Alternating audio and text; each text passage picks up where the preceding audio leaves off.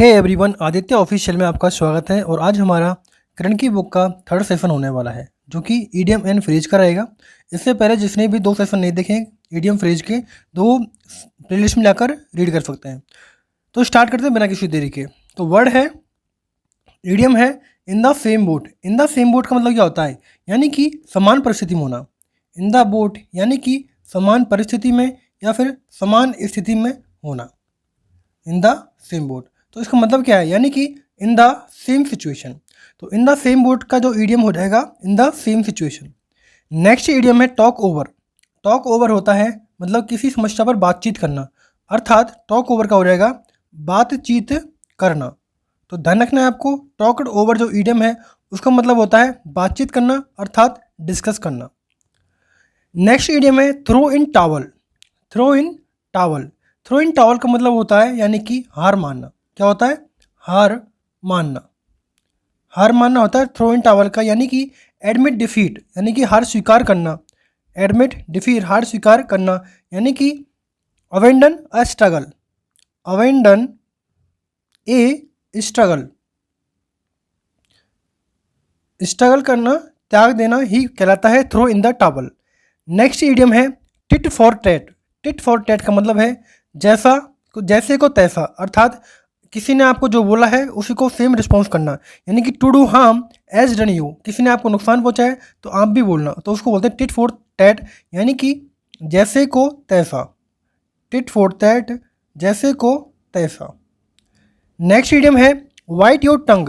White your tongue का मतलब है यानी कि अपने को बोलने से रोकना, यानी कि stop yourself from saying, यानी कि स्वयं को बोलने से रोकना कहलाता है।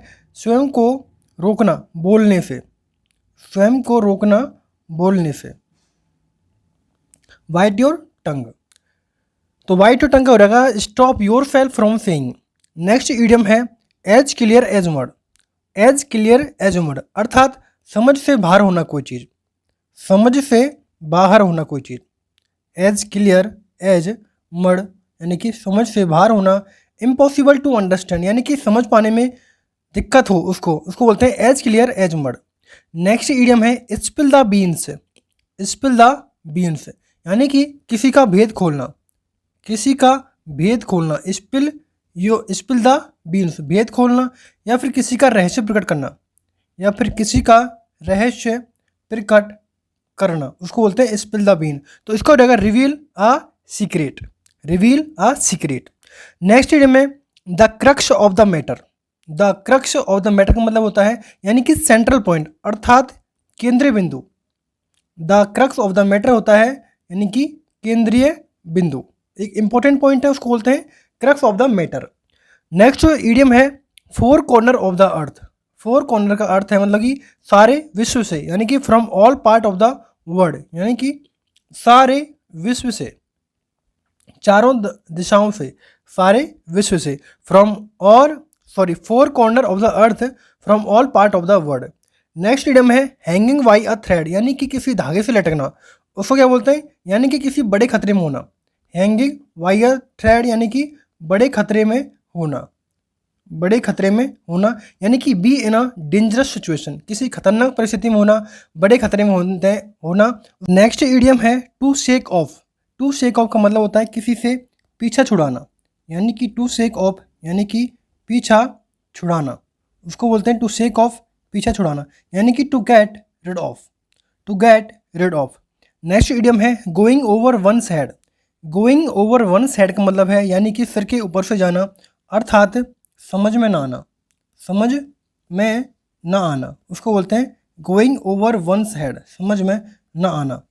Beyond one's capacity to understand, उसकी समझने की कैपेसिटी नहीं है, उसके ऊपर से जाना, तो उसको बोलते हैं going over one's head.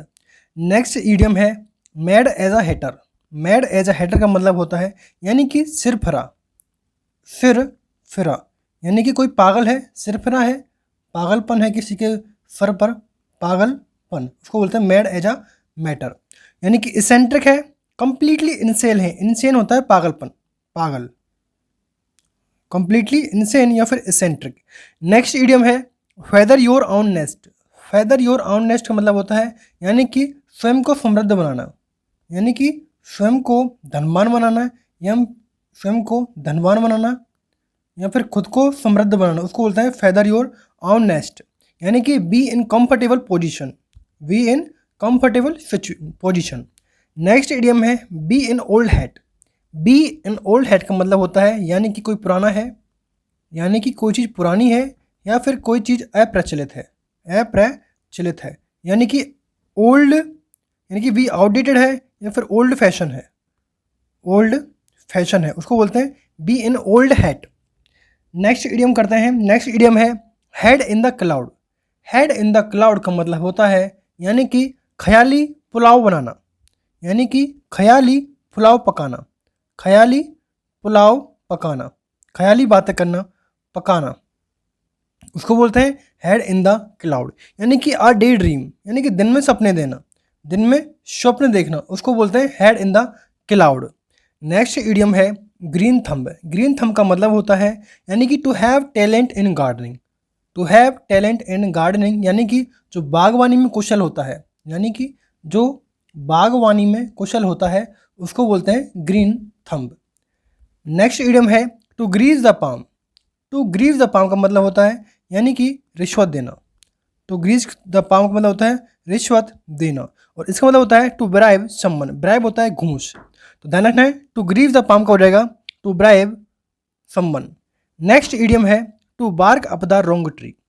To bark up the wrong tree अर्थात टू बार्क अप द यानी कि किसी गलत फहमी में होना, यानी कि गलत फहमी में होना, गलत फहमी में होना, उसको बोलते हैं to bark up the wrong tree, किसी गलत पेड़ पर भूंसना, अर्थात to be wrong about the reason for something, to be wrong about the reason for something. Next idiom है to take the bull by the horn. To take the bull by the horn, इसका मतलब होता है यानी कि face the danger boldly, यानी कि कठिन परिस्थिति में, यानी कि कठिन समस्या का डटकर मुकाबला करना, डटकर सामना करना, उसको बोलते हैं to take the bull by the horn, यानी कि to face the danger boldly. Next idiom है gift to the gab. Gift to the gap का मतलब क्या होता है यानी कि have a talent to speak well, यानी कि जो बोलने में कुशल होता है, यानी कि वाचाल हो, कोई जो बोलता ज़्यादा हो, वाचाल हो या फिर बोलने में कुशल हो, टैलेंट है कोई, यानी गिफ्ट टू द गैप यानी कि have a talent to speak well. Next idiom है turn a deaf ear. Turn a deaf का मतलब होता है यानी कि अनसुना करना, अनसुना करना, यानी कि टू पे नो हीड, ध्यान नहीं देना, ध्यान ना देना, उसको बोलते हैं turn a deaf ear. Next idiom है take a task. Take a task का बोलते हैं यानी कि बुरी तरह से फटकारना, बुरी तरह से फटकारना, बुरी तरह से फटकारना, और फटकारना को बोलते हैं रिव्यूक, यानी कि टू रिव्यूक, तो ध्यान रखना है टेक आर टास्क का हो जाएगा टू रिव्यूक। नेक्स्ट इडियम है have one's hand full. Have one's hand full अर्थात बहुत व्यस्त होना, अर्थात बहुत व्यस्त होना, तो इसका मतलब होता है यानी टू बी वेरी बिजी, बहुत व्यस्त होना। हैव वंस हैंड का मतलब हो जाएगा to be very busy. Next idiom है face the music. Face the music का मतलब होता है यानी कि परिणाम भुगतना, जो आपने किया है उसका परिणाम भुगतना, तो हो जाएगा फेस द म्यूजिक, यानी कि फेस द क्रिटिसिज्म, यानी कि आलोचना सहन करना, आलोचना का सामना करना, उसको बोलते हैं face the music. Next idiom है pass the head. Pass the head का मतलब है यानी कि चंदा इकट्ठा करना, यानी कि चंदा इकट्ठा करना, यानी कि टू कलेक्ट मनी, तो ध्यान रखना है पास द हेड का हो जाएगा to collect money. Next idiom है as the crow flies. As the crow flies यानी कि जो सीधा लक्ष्य है उसका, यानी कि सीधे लक्ष्य की तरफ बढ़ना, सीधे लक्ष्य की तरफ बढ़ना, उसको बोलते हैं एज द क्रॉ फ्लाइज, यानी कि द शॉर्टेस्ट रूट, कोई छोटा रूट अपनाना, या फिर we in a straight line, in a straight line, straight line, उसको बोलते हैं as the crow flies. Next idiom है in the pickle. In the pickle का मतलब होता है यानी कि कठिन समस्या में होना, कठिन समस्या में होना, इन द पिकल, कठिन समस्या में होना, अर्थात इन ट्रबल। नेक्स्ट इडियम है red letter day. Red letter day का मतलब होता है यानी कि एक महत्वपूर्ण दिन, यानी कि महत्वपूर्ण दिन, महत्वपूर्ण दिन अर्थात a very special day, a very special day. Next idiom है rule the roast. Rule the roast का मतलब होता है यानी कि मुखिया होना, मुखिया होना, यानी कि to make all the decision, जिसके द्वारा सारे डिसीजन लिए जाते हैं उसको बोलते हैं रूल द रूस्ट। तो इस तरह हमारे जो करण की बुक है उसके 160 ईडियम कवर होते हैं। अगर आपको वीडियो अच्छी लगी तो वीडियो को लाइक करें, शेयर करें, सब्सक्राइब करें। Thanks for watching.